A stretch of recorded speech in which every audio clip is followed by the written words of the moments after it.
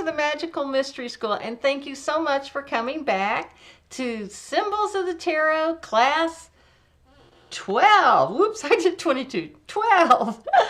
And today we're going to talk about the Justice card. Okay.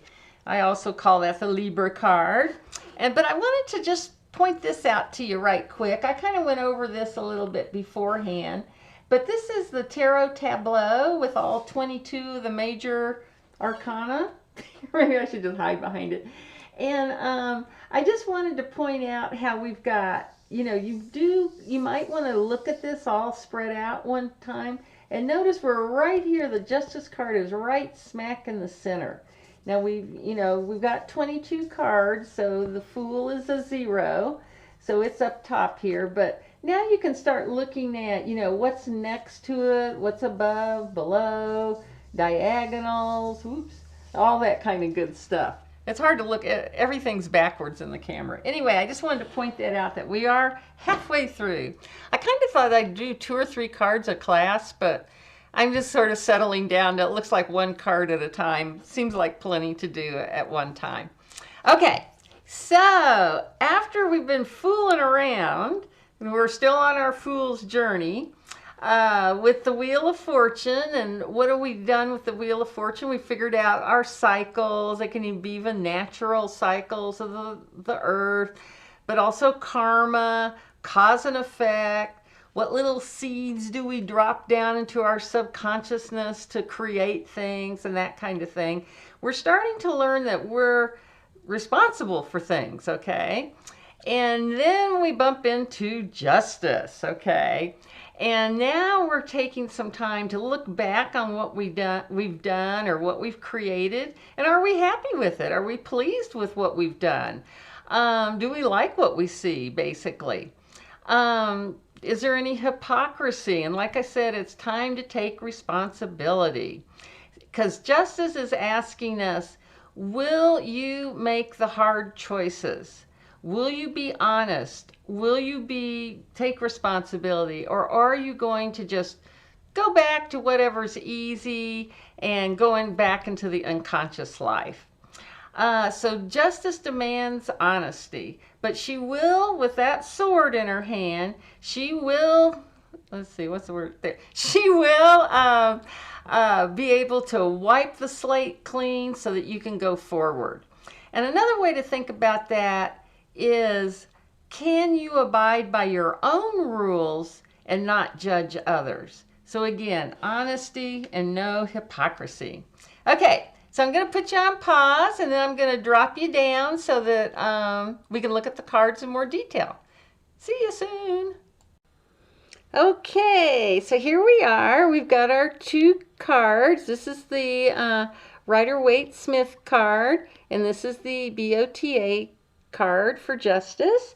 And we can see with the scales in her hands, she does, and it could be a he, represent Libra to me. And I think I can see that, if we just put 2 scales off of either end of this symbol, this is the Libra symbol, I think we can see that pretty clearly, actually. So I just wanted to remind you about that. And Libra is a cardinal air sign. Venus rules it, and Saturn is exalted. And that's me. That's a stand-in for me. Anyway, so she loves justice, harmony. She rules lawyers, people who want to, that want the clear perception, impartiality. But because of Venus, she also rules beauty, especially cultural or social beauties and things like that. The color green is her color, and the notes would be F sharp or G flat. Now you notice she does have yellow hair, and that's reminiscent of our Empress and other cards of the Strength card that we've had. So here's the Empress card, and there is a lot of shit. That is our Venus card. And I'm going to just see if I can get this to focus a little better. I'm going to put you on pause and try to get this focus a little better. Okay, sorry about that. Anyway, you can see that the green is in her cape here, the Rider Waite, and the exaltation is represented by the letter T, which you can see on the hilt of her sword. And also, you can see that T real easily in the BOTA deck right up here in her shirt. And there it went out of focus again. Okay, shoot. Okay, so I'm not going to be able to do a whole lot of wiggling around here. It seems like my focus is being pretty particular today. But anyway, we see this red that stands for Mars and activity, action, that kind of thing. And then the green for Venus and also imagination. So we've got to have both of those going on. And I have this one card because Venus and Mars actually had an affair. Venus was married and to this old god Vulcan, and then she met this hot Mars character. And I think this is from the Gilded Tarot, and that's definitely Mars, huh? The guy in the soldier's uniform, and I think that pretty much represents that myth, the lovers there. But anyway, so that's, so we kind of can't have one without the other. We need to have green and red, and that's kind of a law of complementary colors, is that when you have one color, the eye thirsts for the opposite color. So if you stare at something red, shut your eyes and then look at a white piece of paper and open your eyes, you'll see green. So try that for just a little bit of fun there. Okay, now she also has this blue undergarment. Now it's hard to see in the Rider Waite deck, but it's more obvious there in the BOTA deck. So of course that brings in the High Priestess. Let's see if I can get her in there without messing with the focus too bad. Oh, that bugs me.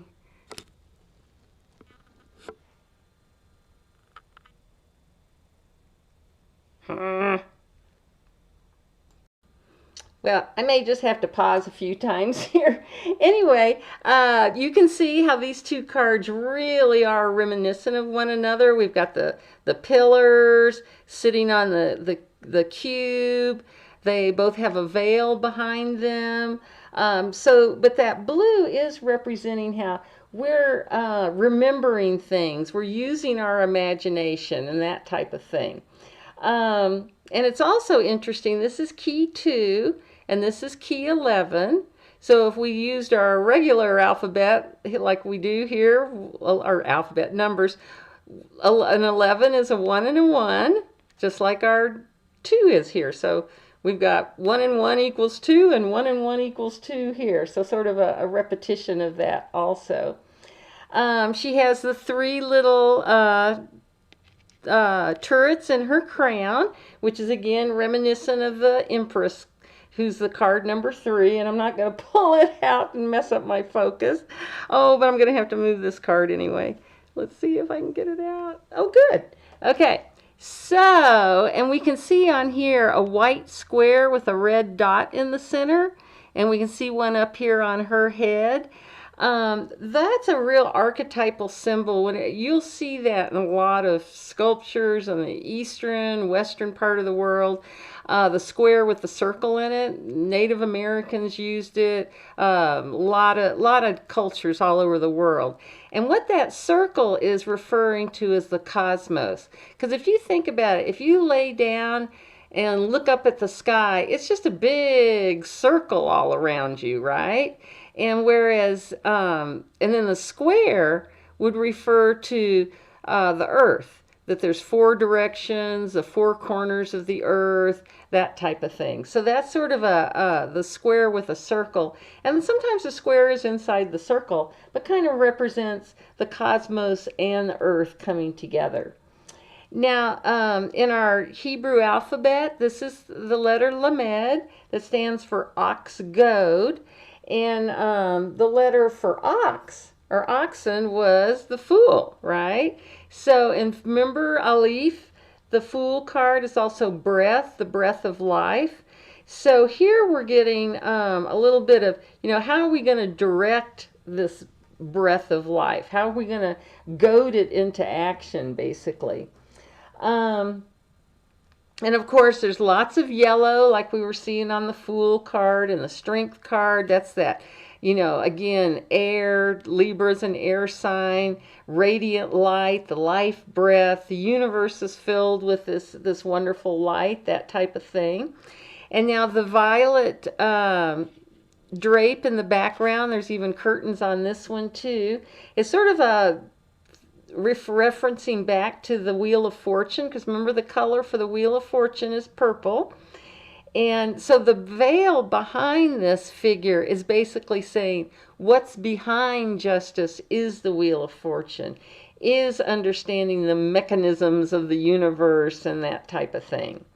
Now, she does have her two-pointed sword, and that's again referring kind of back to Mars again with this red. Steel is the metal for Mars. And it's really about eliminating waste and doubt, removing outdated things. And just to remind you, the Libra or the Justice card both rule the kidneys, which is also big on eliminating waste, right? Again, and that kind of refers back to that kind of lawyer type thinking too. So there is a discrimination here. Now, a lot of times Libras are given the rap of they're go along, get along. They don't like things to be uncomfortable. They like the easy way, that sort of thing. But they're a cardinal air sign. So I really see that, once they throw back this Venus cape and expose that Martian current underneath and whip out their sword of truth and all that good stuff. And my focus went again. Hang on. The Libras are very confident in knowing who they are and what they can and can't deal with, basically. And again, that's that responsibility, understanding hypocrisy and all that kind of thing. So one of the things this card is portraying to us is there's a poise to the Justice and Libras, that there's a balance. They're faithful people. They're confident people. And we must take action to really see what's going to happen. I mean, sometimes you can think and think and think about it, but until you actually do it, you won't know what's going to happen. And that's kind of what this card is telling us here. So it's really asking us to really think for mental and physical equilibrium in our lives, and to eliminate any kind of excess baggage and that sort of thing. Now we'll see how the focus goes here, but I did want to show you some of these other cards. Now this is from that Renaissance deck, and I wanted to show you this because you'll see this from these old, and I'm talking really old decks like 1400s and such. The numbers are different, so they have switched. They've made strength that what we went over was key 8, and justice. They made it key 8, so they've swapped these two in that older deck. And the best, in reading about these and that kind of thing, is that back in the day, you got to remember, when they made these tarot decks, they were just coming out of the Dark Ages. They were just coming out of the Inquisition, basically. So they had to put things in to kind of, they called them blinds, so that people wouldn't be able to understand everything they were thinking about. Here's another cool card. This is from the Spellcasters Modern deck. And again, the focus.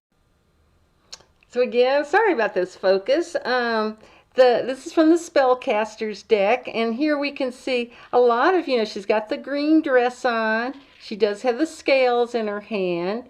And notice this, the Wheel of Fortune, instead of depicted by a violet veil, is just up here over her head. So it is calling back to that same idea and the two pillars here. And then probably one of the most weird things to me is she's got this death-like bony hand holding a pomegranate. So the only thing I can think of there is that's a reference back to the High Priestess, because she's got pomegranates on her card also. And this one, just for snicks and grins, my kitty tarot. I thought that was really cute that they did keep the veil in there. But this reminded me of my brother used to tickle our cat until finally one day Rusty bit him, and that made me think of this card.